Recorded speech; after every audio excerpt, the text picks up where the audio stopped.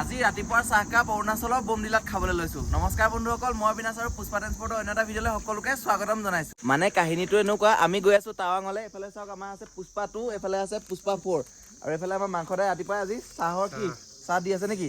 মইনাটা কি ওলাইছে? বিস্কুট। কেনেকুৱা লাগিছে আহি? যি ঠাণ্ডা নহয়, পৰিৱেশ বহুত বেলেগ, মানে বহুত আল্টিমেট পৰিৱেশ। ভাবিলো আপোনালোকক এবাৰ দেখাই দিওঁ বুলি। এফালে চাওক পাহাৰ, একদম মানে ক'বলৈ ভাষা নাই, মানে ইমানেই মজা লাগিছে। আৰু আমাৰ লগত যি কোন কোন আছে কি কথা সকলোখিনি দেখাই আছো। এইফালে পৰিৱেশ চাওক খালি। এইখন দোকান এখনত ৰখিছো আমি চাহ খাবৰ কাৰণে। বিশ্বদা কি ক'বা? মজা ন?